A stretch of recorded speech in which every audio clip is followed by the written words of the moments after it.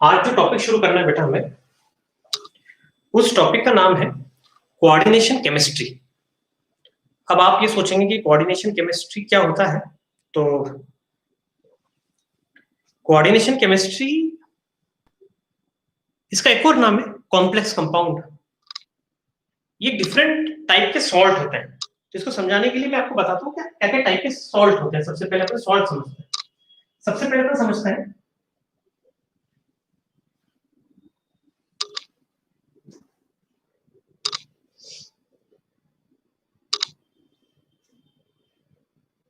सबसे पहले अपन समझते हैं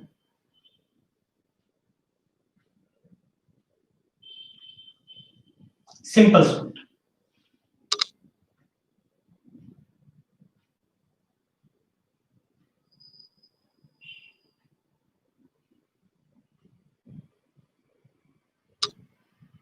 डिफरेंट टाइप्स ऑफ सॉल्ट समझते हैं, फिर हमको समझ में आएगा कि यहाँ पे हमें कौन से प्रकार के सॉल्ट पढ़ना है। यहाँ पर हमें कॉम्प्लेक्स सॉल्ट को पढ़ना है। तो सबसे पहले हम सिंपल सॉल्ट को समझते हैं कि सिंपल सॉल्ट क्या होता है।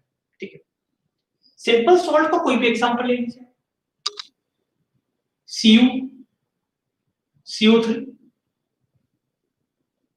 Na2, SO4, calcium chloride, copper carbonate, sodium sulphate, calcium chloride, कोई भी एग्जांपल ले लीजिए। They are basically simple salt. अब क्या होता है सिंपल सॉल्ट?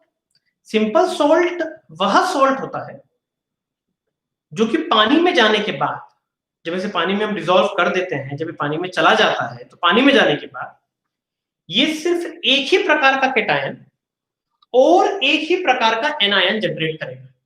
आप देखिए ना, आप कॉपर कार्बोनेट को पानी में डालिए तो ये Cu+2 और कार्बोनेट आयन जनरेट करेगा। आप सोडियम सल्फेट को डालेंगे तो ये Na+ और सल्फेट आयन जनरेट करेगा। आप कोई भी यहां पर एग्जांपल लीजिए, आप कैल्शियम कार्बोनेट को डालोगे तो ये कैल्शियम+2 और क्लोराइड आयन ही जनरेट करेगा। तो मेरा पॉइंट क्या है कि सिंपल सॉल्ट वह सॉल्ट होते हैं which will generate a single cation and a single anion. Simple cation simple anion generate करे, वो सिंपल सॉल्ट कहलाता है। तो ये एक सबसे पहली हमारी डेफिनेशन होगी कि सिंपल सॉल्ट क्या होता है। उसके बाद अगली डेफिनेशन है मिक्स्ड सॉल्ट क्या होता है।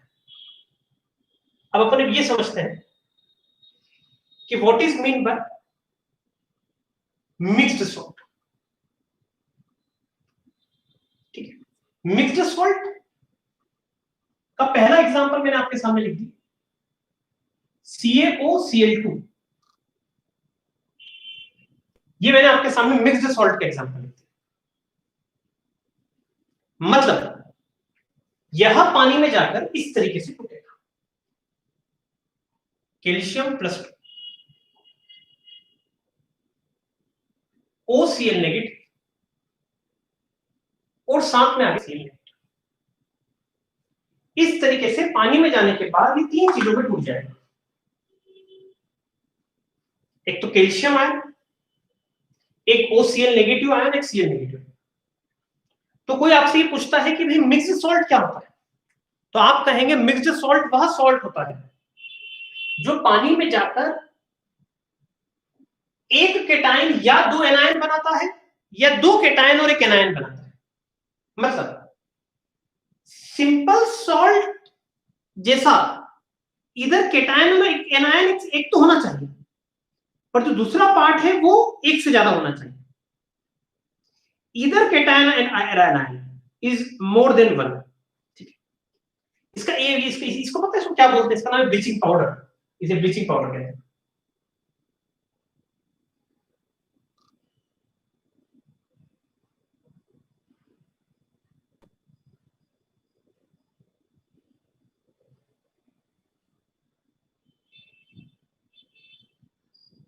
इसे ब्लीचिंग पाउडर कहा जाता है। एक और एग्जांपल आपके सामने मैं पुट कर सकता हूं, Na,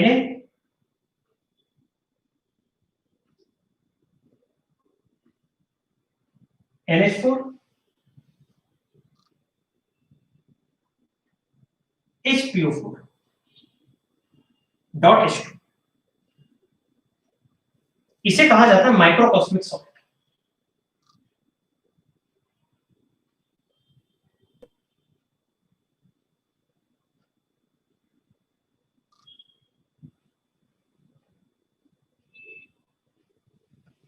इसकी क्या विशेषता है? ये पानी में जाके Na+ में टूटता है, NH4+ में टूटता है,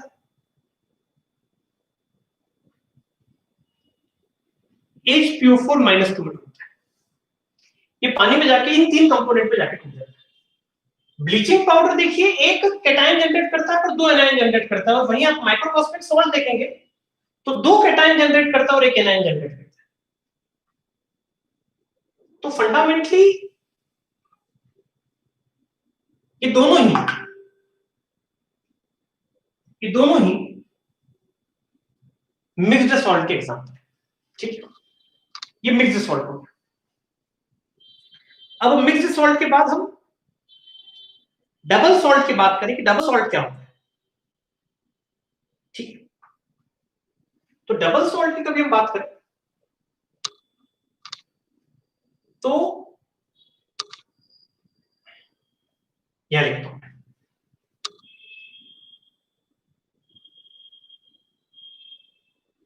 डबल सॉल्ट। कभी हम डबल सॉल्ट की बात करें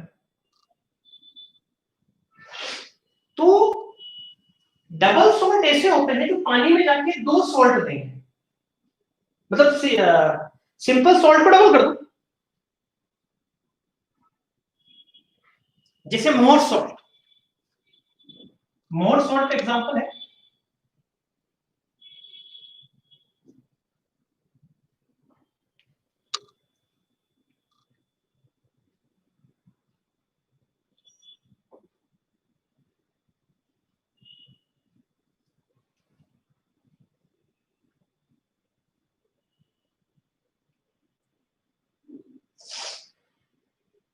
कभी आप मोर सॉल्ट को ध्यान से देखिए तो आपको पता है क्या है मोर सॉल्ट?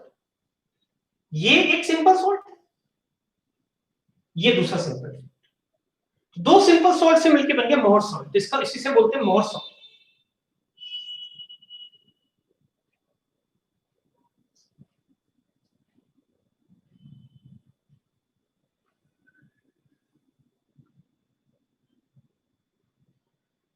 ये हो गया मोर सॉल्ट। ये पानी में जाके 2 सॉल्ट्स में टूट जाएगा। एक और एग्जांपल देता हूं मैं आपको,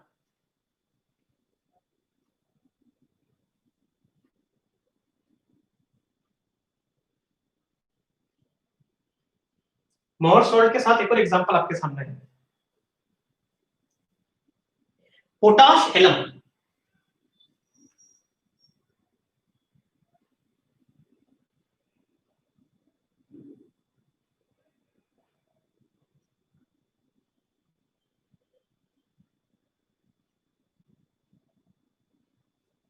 क्या होता है पोटाश एलम?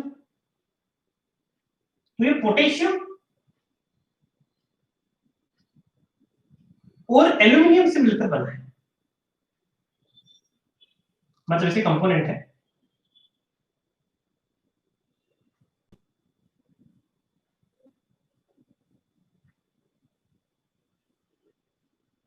ये आगे बेटा पोटाशियम, इसको आप बड़े ध्यान से देखिए, ये दोनों ही डबल सॉल्ट के एग्जांपल है जो मैंने आपको ऊपर बताया था। देखिए अभी तक हमने क्या क्या पढ़ लिया, जो मैंने आपको ऊपर बताया था, जो मैंने सबसे पहले आपको बताया था सिंपल सॉल्ट, फिर उसके बाद मिक्स सॉल्ट, और मिक्स सॉल्ट के बाद ये डबल सॉल्ट। तो कुल मिलाकर हमने ये 3 टाइप के सॉल्ट अभी तक पढ़े। अब हम वो सॉल्ट पढ़ते हैं जो हमारे कोर्स में जिसमें पढ़ना है। ठीक है, इसका नाम है कॉम्प्लेक्स सॉल्ट। ठीक है, कॉम्प्लेक्स सॉल्ट को तो पढ़ना है तो समझाना तो मुश्किल है क्योंकि पूरा चैप्टर लग जाएगा इसे समझाने में, बट स्टिल एक एग्जांपल तो लिख देता हूं मैं। कॉम्प्लेक्स सॉल्ट में इधर कैटायनिक पार्ट या एनायनिक पार्ट या दोनों ही बड़े कॉम्प्लेक्स होते हैं। जैसे for example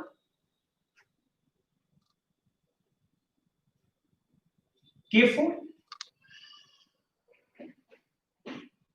Fe CN6. It is an example of complex salt. इसमें दो चीजें हैं, एक तो केटाइनिक पार्ट है और एक एनाइनिक पार्ट है। ये केटाइनिक पार्ट है बेटा, K+, ठीक है, और ये एनाइनिक पार्ट है, Fe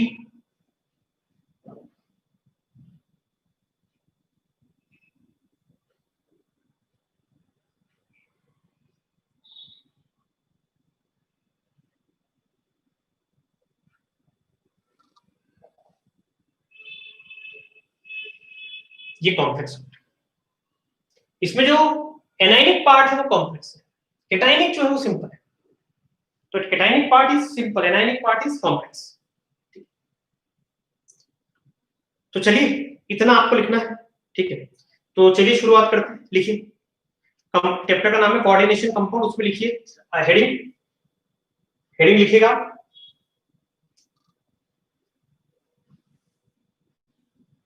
हेडिंग लिखिएगा डिफरेंट टाइप्स ऑफ सॉल्ट, और यहां से शुरू हो जाइए, ये लिखना शुरू हो जाइए डिफरेंट टाइप्स ऑफ सॉल्ट।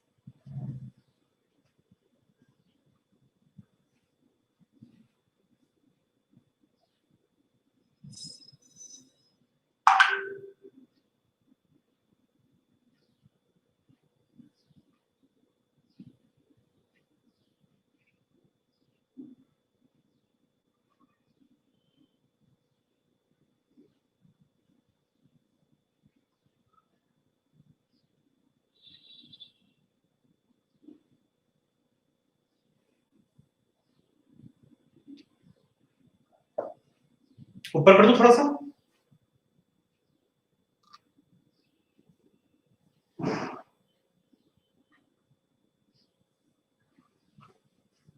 ये 4 कर दो इसको 4।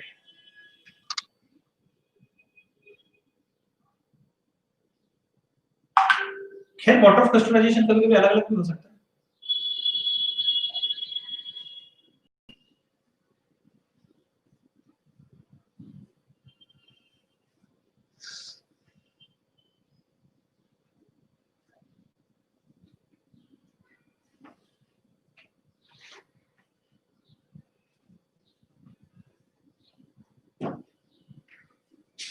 चलिए बेटा आगे,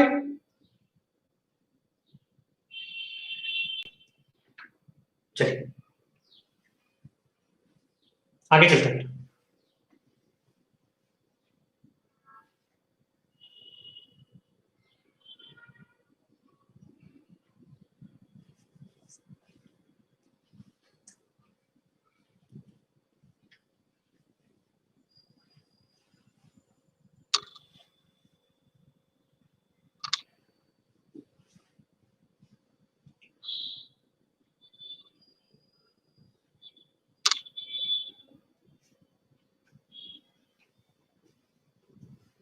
ये हो गया double salt.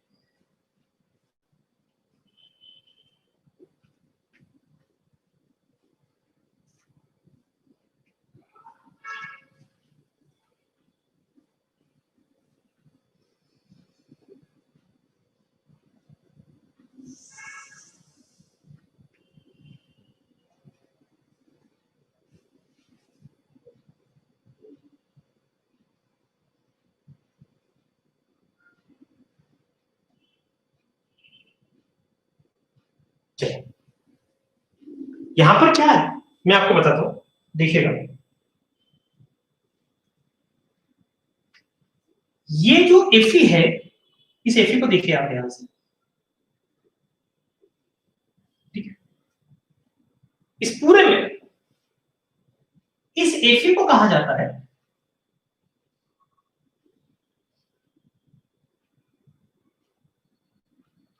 Central atom. Central atom कहो या आयन कहो, उससे कोई बहुत ज्यादा फर्क नहीं पड़ रहा है।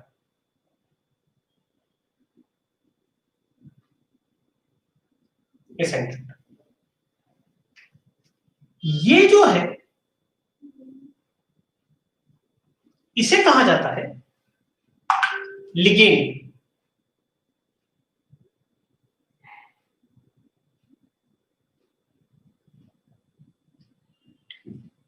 इसे लिगेंड कहा जाता है। और ये जो पूरा है,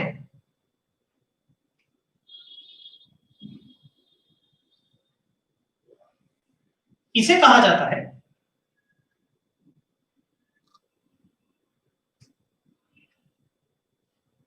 कोऑर्डिनेशन स्फीयर।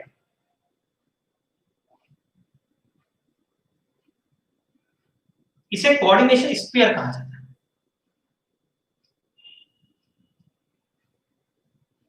तो ये बड़ी बेसिक टर्म है जो हम यूज करेंगे। ये सेंट्रल एटम कहा जाता है, ये लिगेंड कहा जाता है, और ये पूरा जो है ये कोऑर्डिनेशन स्फीयर कहा जाता है। और ये जो है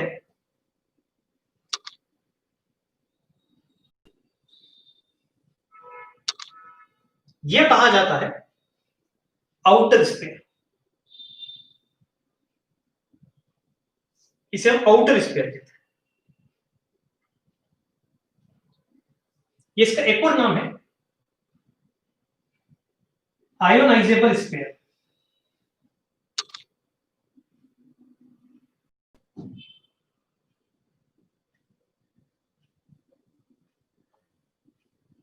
इसका एक और नाम है आयोनाइजेबल स्फीयर।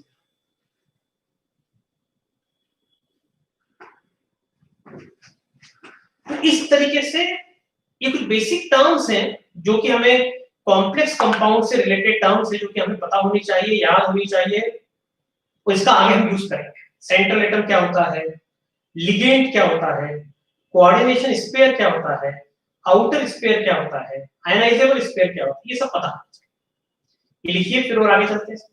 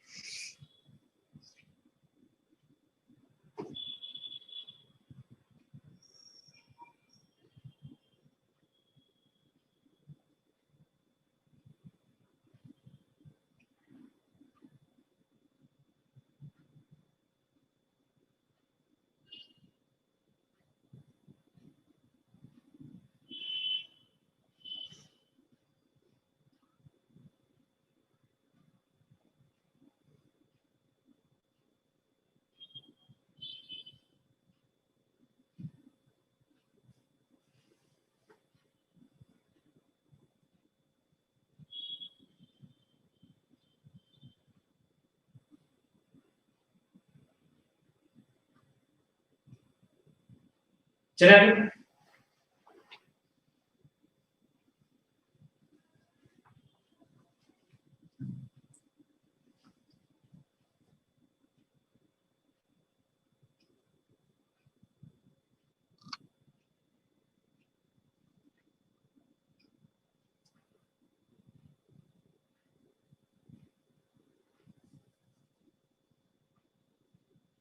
चलिए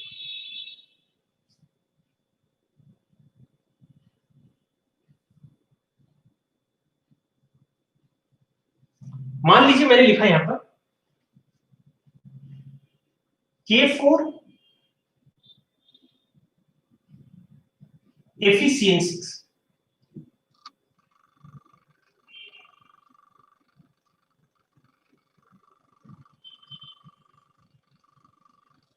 ये मैंने यहां पर लिखा। अब हम यहां पर ये मतलब समझना चाहते हैं कि K4FeCN6 का मतलब क्या होता है। ये पूरी चीज होती क्या है? होता क्या है, सबसे पहले सेंटर में होता है Fe बेटा, ये मैंने सेंटर में लिख दिया। क्या चार्ज होगा इसके ऊपर? देखो मैं आपको इसकी ऑक्सीडेशन नंबर कैलकुलेट करना सिखाता हूं। वैसे तो रिडॉक्स में आपने सीखा है, आपको पता है हर पोटेशियम के ऊपर +1 होता है, तो यहां पर हो गया 4 और सभी पोटेंशियल के ऊपर +1 प्लस। इसकी ऑक्सीडेशन स्टेट हमें नहीं पता तो हमने मान ली x, तो लिख दिया मैंने x प्लस। इसकी होगी 6 इंटू -1, ये इक्वल टू हो गया 0, ये इक्वल टू लिख दीजिए। इसको सॉल्व करने पर जो x है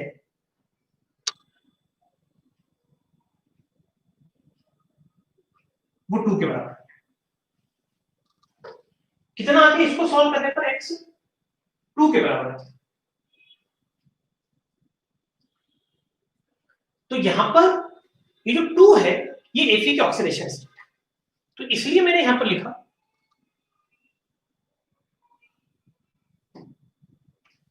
ये Fe हो गया +2 और ये Cn कितना है 6।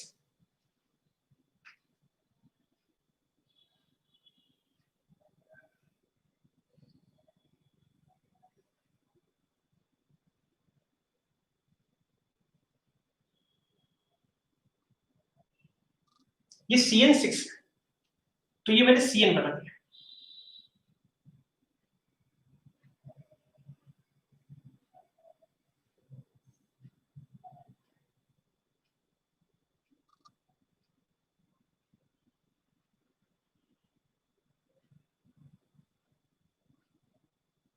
ये Cn बना दिया।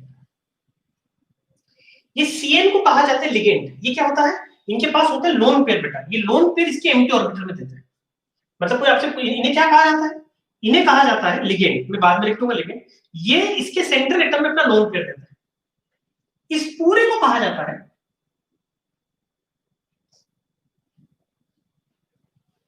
Inner spare. और ये जो K4 है ना, यहां ऐसे बाहर है ये K4, ये K4 है बाहर।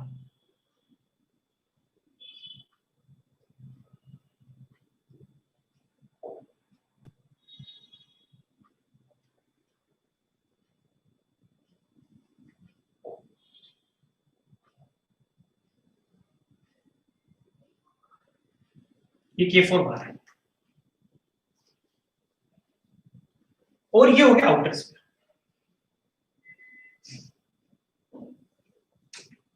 ये मैंने बना दिया आउटर स्पेयर, ठीक। तो यहां पर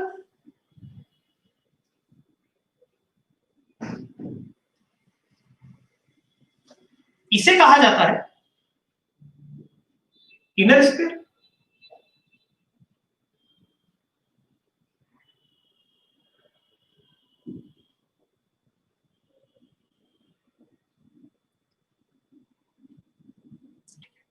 ये इनर स्पेयर में बॉन्ड ब्रेक नहीं हो सकते, इसका एक और नाम है कोऑर्डिनेशन स्पेयर।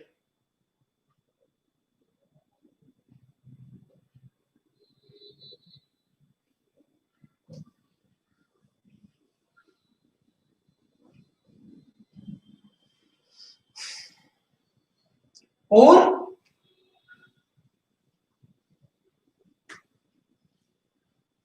इसे कहा जाता है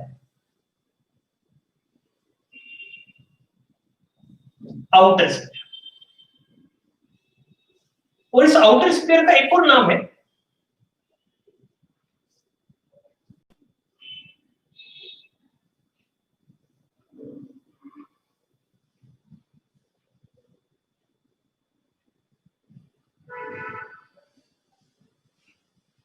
एक और नाम है आयनाइजेबल स्फीयर। ये आप समझने की कोशिश कीजिए। एक ही इनर स्फीयर और एक है आउटर स्फीयर।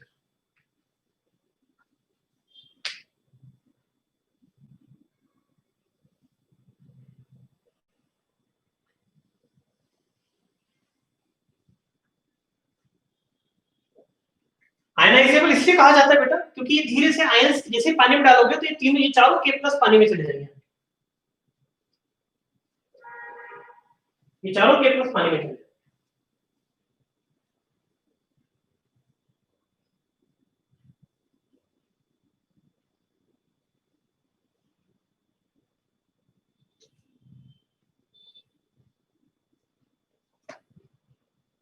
ठीक है, तो लिखिए आप क्या होता है आउटर स्फीयर, क्या होता है इनर स्फीयर।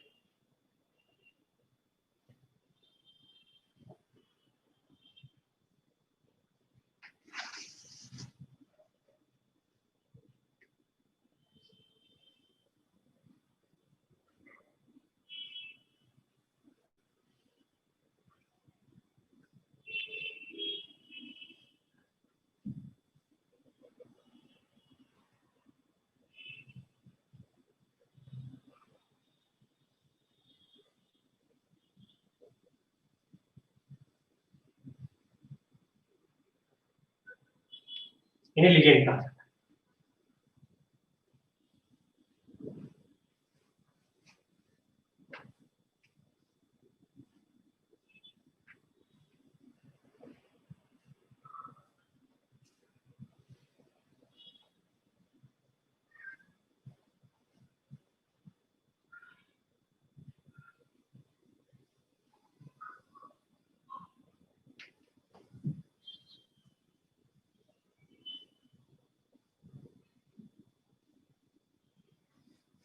क्या होता है ligand?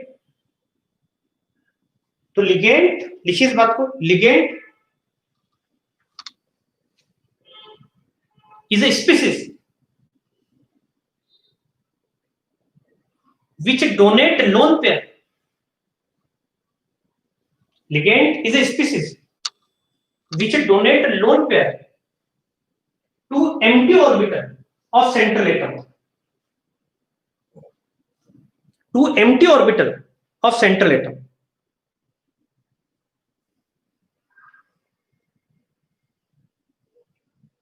To empty orbital of central atom. जैसे अपन यहां पर बात करें, यहां पर आप देखिएगा, मैं जाता हूं, इधर देखिएगा,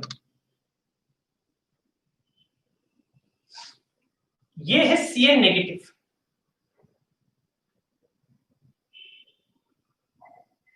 ये C होता है। कार्बन के वैलेंसी शेल में कितने इलेक्ट्रॉन होते हैं? 4।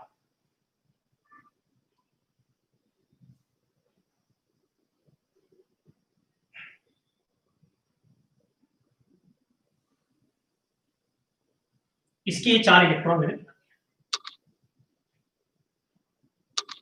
1 2 3 4। और नाइट्रोजन के वैलेंसी शेल में कितने इलेक्ट्रॉन होते हैं? नाइट्रोजन के वैलेंसी शेल में होता है,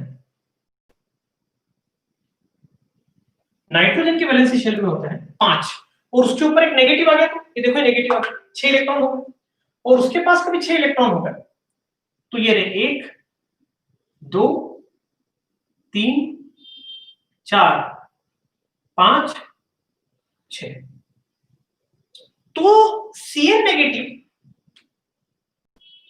अपना ये lone pair, lone pair donate कर देता है, डाल देता है किसके अंदर? Fe+2 के एम्प्टी ऑर्बिटल के अंदर, सेंट्रल एटम के एम्प्टी ऑर्बिटल के अंदर डाल देता है, इसलिए इसे हम लिगेंड कहते हैं। It is a ligand, it has a lone pair, ये भी इसके पास लोन पेयर है। तो सर वो कार्बन से डाल सकता है, कार्बन से डाल सकता है, नाइट्रोजन से डालेगा। कभी वो कार्बन से अपना लोन पेयर डालेगा तो उसमें साइनाइड कहूंगा, और नाइट्रोजन से डालेगा तो उसे आइसोसाइनाइड कहूंगा। तो इसे साइनाइड का है या आइसोसाइनाइड का है? ये इस बात पे डिपेंड करता है कि उसने किधर से डाला।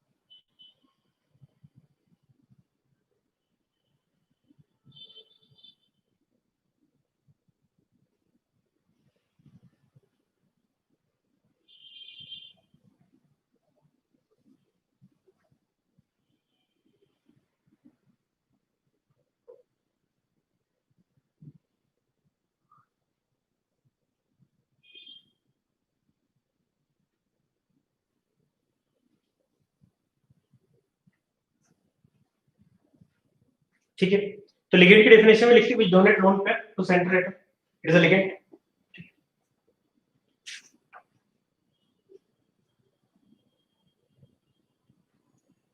एक टर्म लिखी डेंटिसिटी। क्या टर्म लिखी? डेंटिसिटी। तो आप बोलोगे सर ये क्या होता है?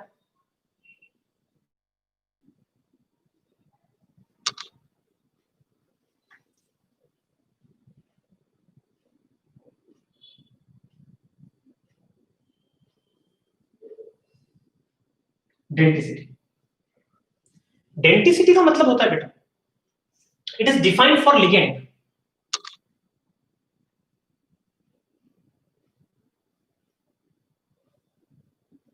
डिफाइंड फॉर लिगेंड, लिगेंड के लिए डिफाइन किया जाता है।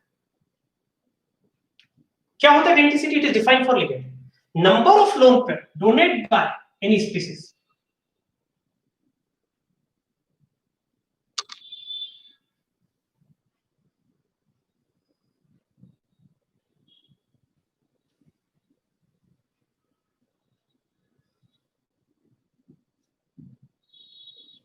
किसी स्पीसीज के द्वारा कितने लोन पेयर डोनेट किए जाते हैं,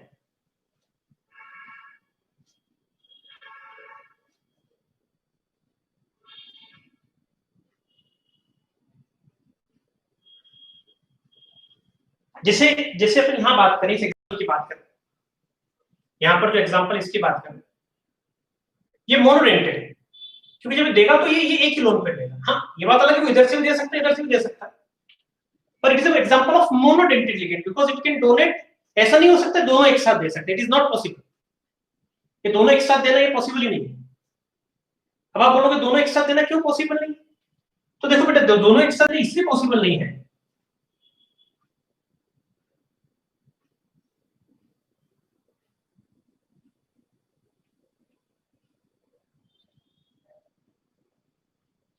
दोनों एक साथ देना इसलिए पॉसिबल नहीं है कि मान लो ये मेटल है, ये आपका एफी है, ये इधर से भी दिया इसने इसको लोन पे और इधर से भी लोन पे, तो बताओ कितने मेंबर रिंग बन गई? 3 member ring which is unstable.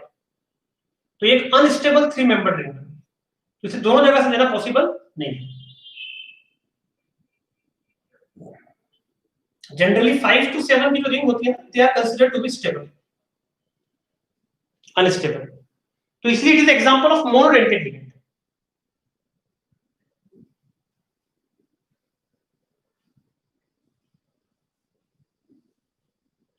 आइडेंटिसिटी होती है, क्या लिखा? It is defined for ligand and it is equal to number of lone pair donated by ligand.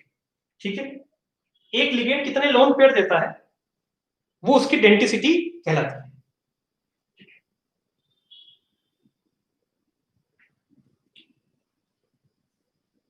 एक टर्म होती है कोऑर्डिनेशन नंबर, मैं आपको बताता हूं कोऑर्डिनेशन नंबर क्या होता है। देखिए लिगेंड डेंसिटी डिफाइंड होती है लिगेंड के लिए, ये लिख लीजिए आप, ये लिखिए आप,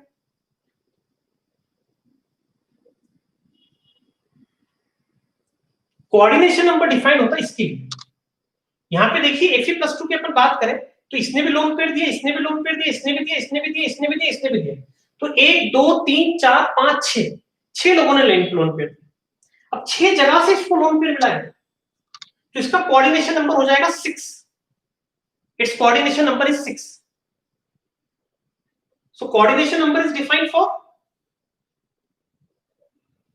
यहां पे लिख देता हूं कोऑर्डिनेशन नंबर.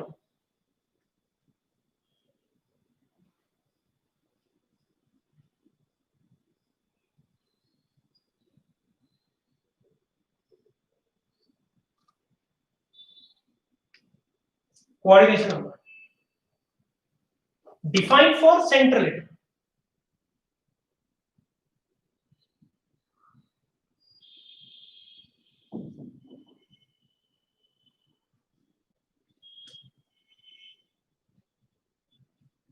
ये सेंट्रल एटम के लिए डिफाइन होता है.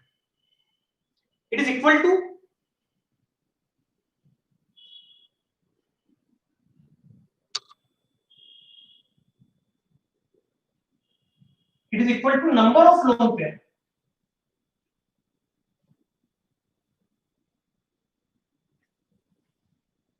gained by central atom.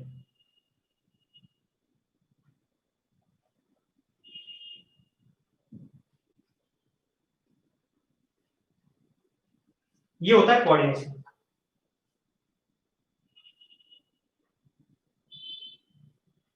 तो हमने डेंसिटी समझा, ये लिगेंड के लिए डिफाइन होता है.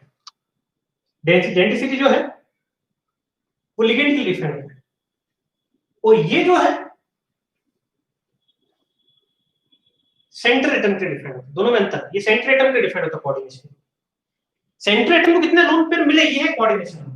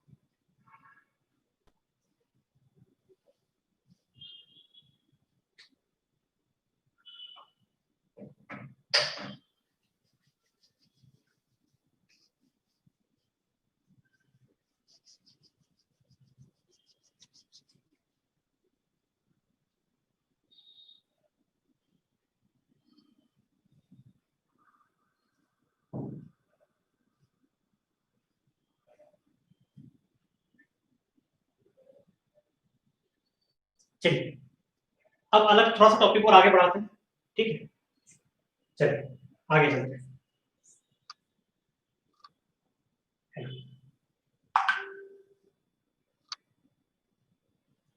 टाइप ऑफ डेंसिटी की बात करते हैं.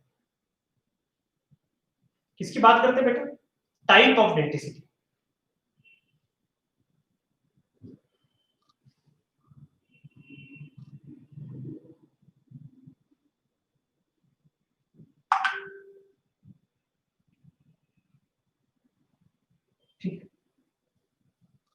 डेंसिटी क्या क्या टाइप की हो सकती है उसकी बात करते हैं. तो सबसे पहले तो हम कहेंगे मोनोडेंटेड.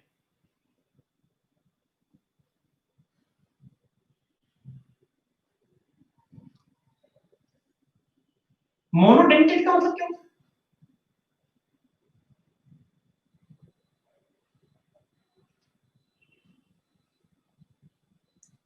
मोनोडेंटेड का मतलब होता है जिनकी डेंसिटी 1 है, मतलब जो सिर्फ एट ए टाइम एक ही लोन पेयर दे सकते.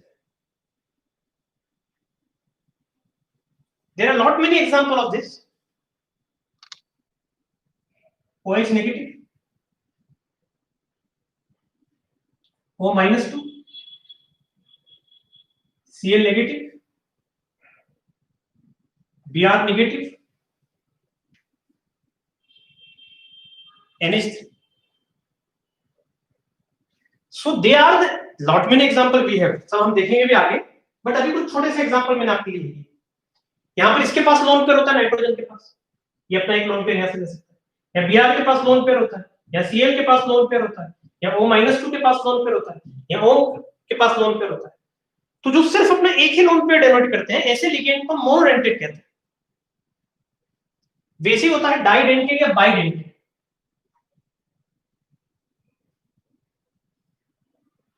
तो चलिए अब ये समझते हैं कि बाइडेंटेट लिगेंड्स क्या होते हैं.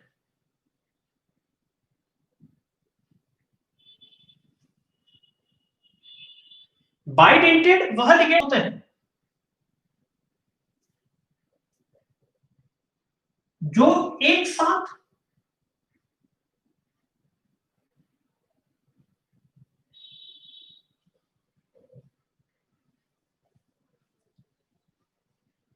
यहां पर आप देखिए इसे ऑक्सलेट आयन बोलते हैं. This oxalate ion.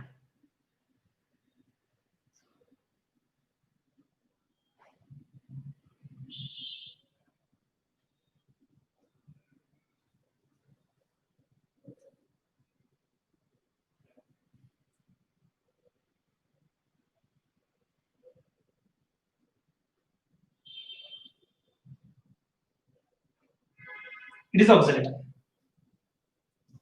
अभी हम इसकी बात करें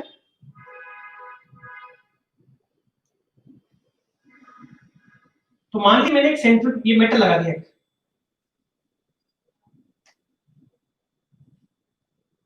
एक मेटल है, तो ये भी इसको लोन पेयर दे सकता है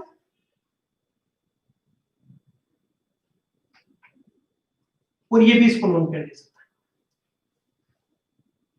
तो it is example of bidentate ligand. ये बाइडेंटेड लिगेंड का example. There are many example of bidentate ligand.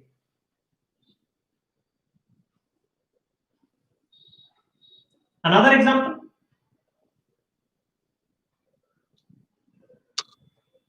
NH2, CH2, CH2, NH2. इसका नाम इसको EN बोलते हैं शॉर्ट में, इसको शॉर्ट में बोलते हैं OX, और इसको शॉर्ट में बोलते हैं EN. EN मतलब होता है ethylene diamine.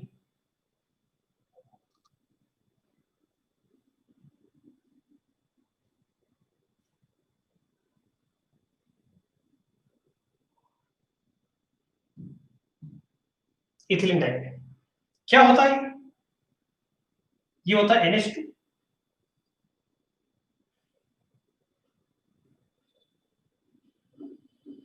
CH2, CH2, NH2.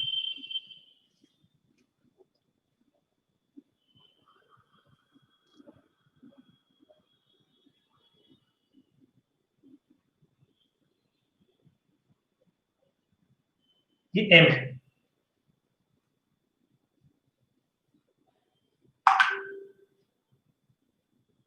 ये भी इसको डोनेट कर सकता है और ये भी इसको डोनेट कर सकता है. तो again it is example of bidentate ligand. Oxalate ion is a bidentate ligand. Ethylene diamine is example of bidentate ligand. एक और एग्जांपल देखते हैं.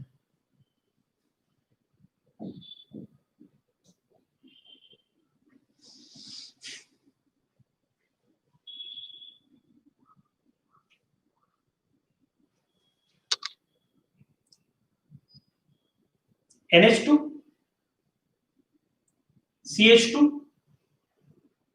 CO negative. ये ग्लाइसिनेट आयन होता है.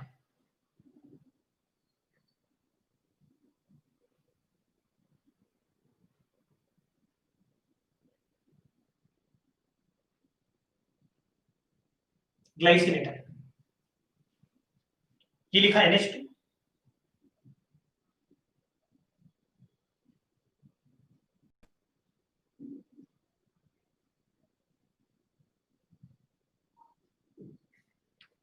ये ग्लाइसिनेट आयन है।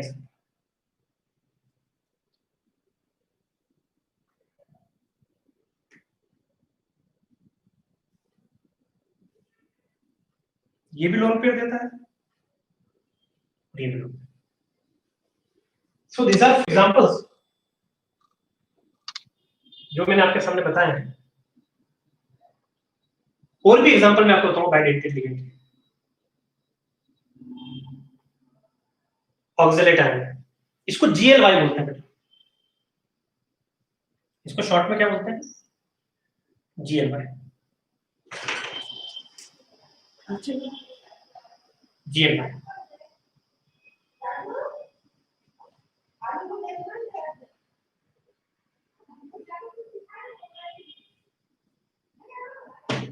ये जीएलवाई है, ठीक। तो ये कुछ एग्जांपल मैंने आपके सामने लिखे हैं।